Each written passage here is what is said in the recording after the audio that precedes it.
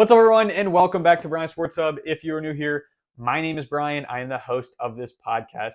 And in today's episode, I'm going to be telling you guys whether these 6 teams are contenders or pretenders.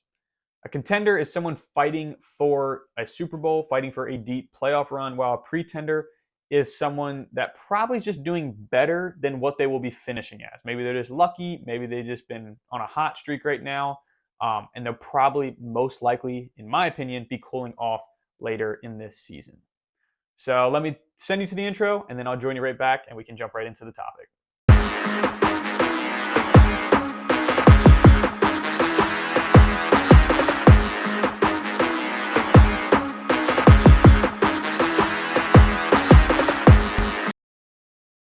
All right, so the first team we're going to talk about is the Pittsburgh Steelers, and this was honestly a very easy decision.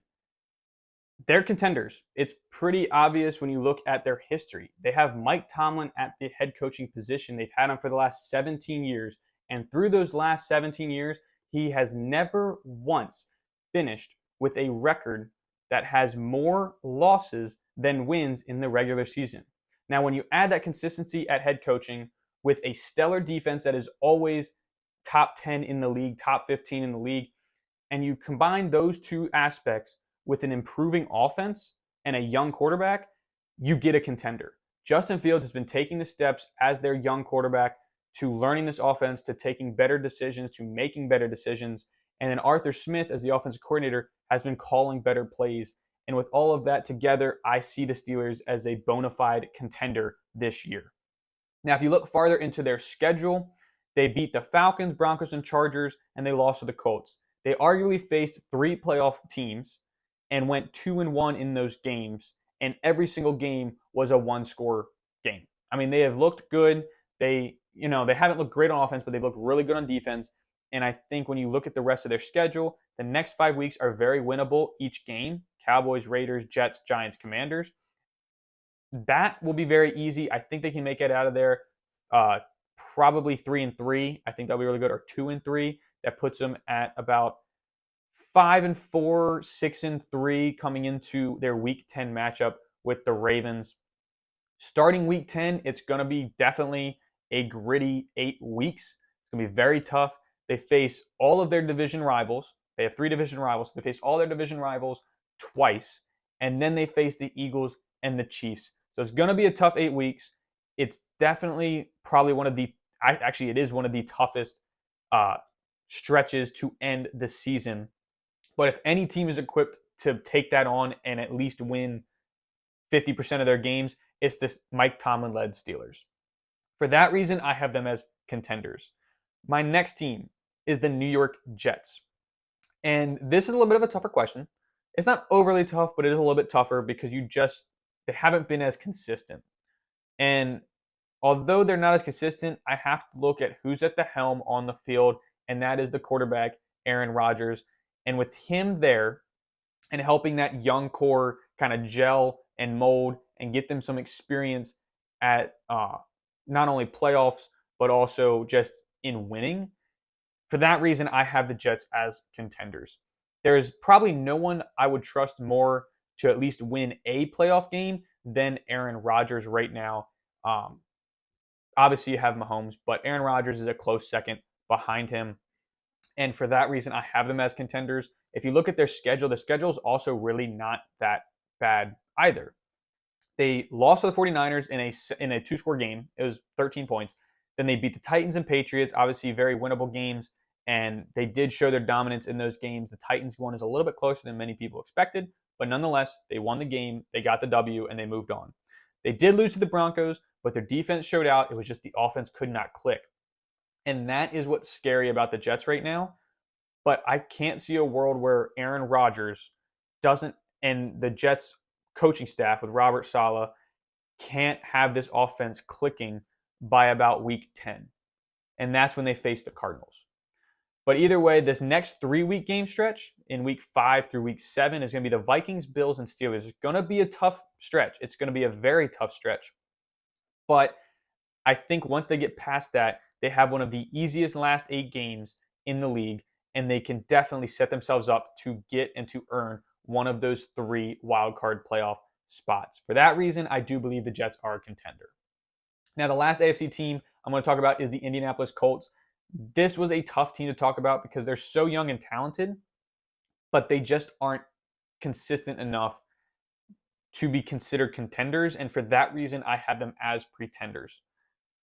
They're very good. Like I said, they're very young. They got a lot of young assets on the team. They have a lot of young talent on the team. But their main and most important position is the QB. And sadly, they just don't have consistency, health, or playing wise at that position. Anthony Richardson is great, but he's still technically in his rookie year. He only got to play about 5 games last year and had to end his rookie season short due to injury. He comes in this year, plays pretty well the first 4 games, and then gets injured in the first 3 games, and then gets injured in the first quarter of last game, which was week 4. Joe Flacco steps in, one of the better backups in the league, and ends up winning the game for them.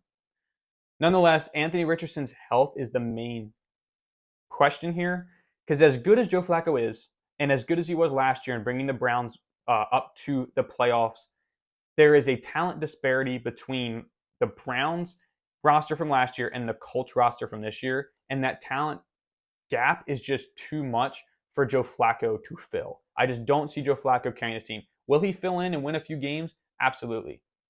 I just don't know if he can carry them all the way.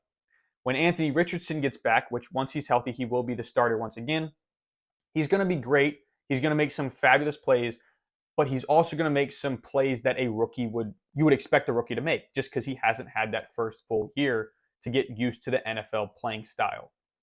And with all of those questions at the most important position that touches the ball every single offensive snap, for that reason, I have to say they're pretenders, but I definitely think they will be contenders in years to come, just not this year.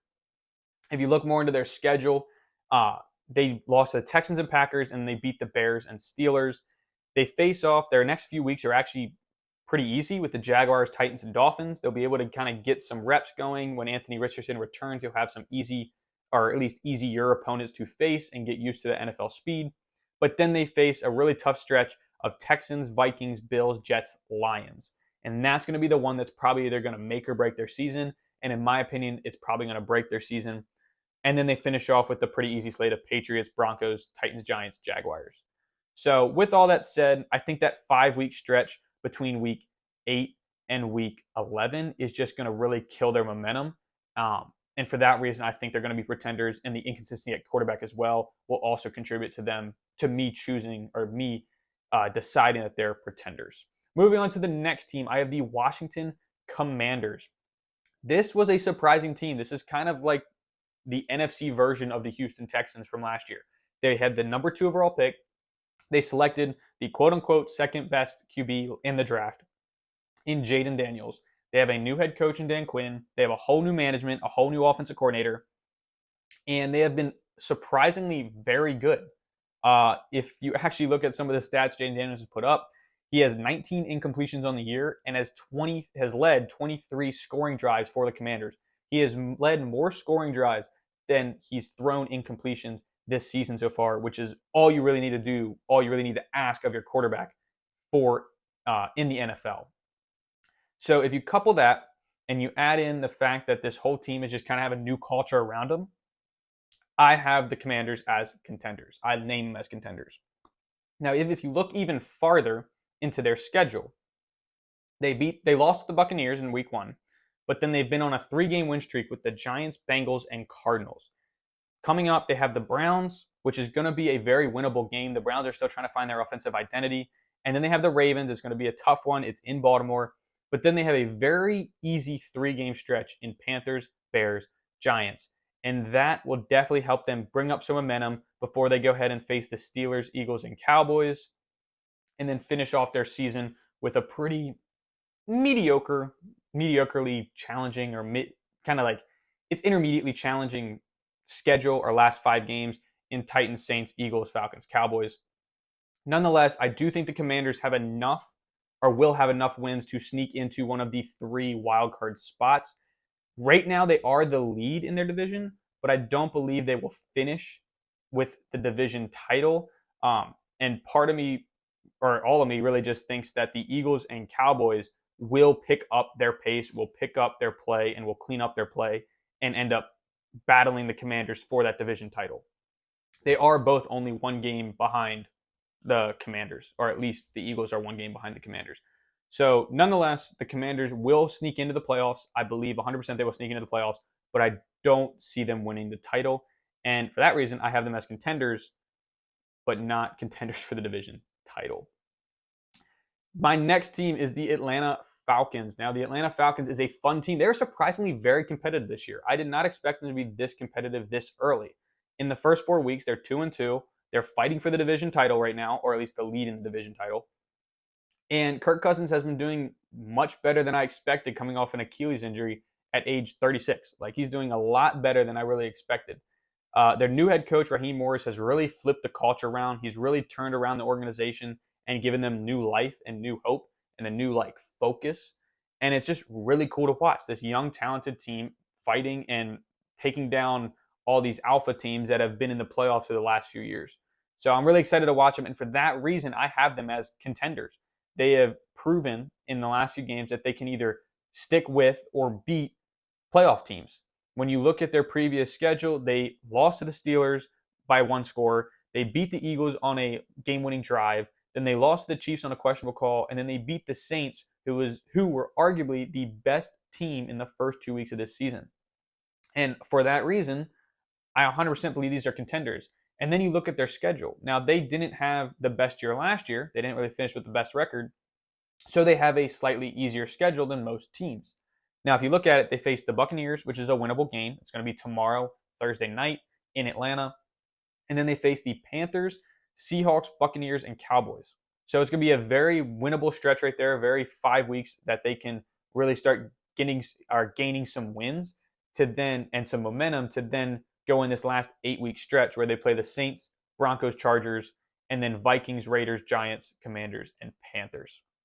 So with all that, those names thrown out there and all that being said, the Falcons have a very easy schedule where they should be favored in most of their games, and they have the momentum and new coaching and culture to sneak into one of those 3 playoff wildcard spots and arguably even win their division title. They already are 1-0 in the division. They are the only team so far with a division win in the NFC South, and I think they just started off really well on the right foot, and I think they will contend for that division title. Moving on to the last team, I have the New Orleans Saints. Now, this one is a rival. This is the team that the Falcons just beat last week, and they were on fire the first 2 weeks. They were absolutely on fire. They scored 80-plus points in the first 2, but you really have to take that with a grain of salt because they played arguably the 2 worst teams in the NFL in the Panthers and the Cowboys. Now, you might say, oh, Cowboys, they're really good. Well, they haven't really started off that well. Their defense has been really questionable. They've had some injuries, and they've just kind of been in like a haze. It's really weird. After all the contract, discussions and talks and everything, it's just been a really weird time there. I do think they'll figure it out, but so far through these first 4, they have arguably been one of the worst teams. And as great as that has been, when the Saints ended up facing real talent, real playoff talent, they couldn't live up to the challenge. That entire offense kind of just lagged and fell apart or disappeared. And for that reason, for that disappearance of the offense, I have to say they're pretenders. And I want to say they're pretenders. I don't even have to say, I want to say they're pretenders. Because if you're going to be a contender in this league, you can't be inconsistent. That has been like the whole thing with the Colts and with the Falcons or with any other team that I'm talking about. You have to be consistent, and the Saints just haven't been consistent in these first 4 weeks. If you look in their schedule, like I said, they beat the Panthers, they beat the Cowboys by big margins. But then when they faced the Eagles, who were already in the slump of their own, they ended up losing. And then when they faced the Falcons, who have been, like I said, very competitive and very good against playoff teams, they ended up losing that as well. On top of that, if you add in the inconsistency, now you have to throw on a schedule that's not the toughest, but definitely in the upper half of strength. So they're in one of the more tough, they have to face one of the more tough schedules. They have the Chiefs coming up. They have the Buccaneers. They get a little bit of like a break with the Broncos. They should win. Then they have to play the Chargers, Panthers, which should be another win game. And then they face the Falcons, Browns, Rams, Giants, Commanders, and they finish off with a 3-game stretch that's going to be really tough to play. It's going to be Packers, Raiders, Tampa Bay, Buccaneers.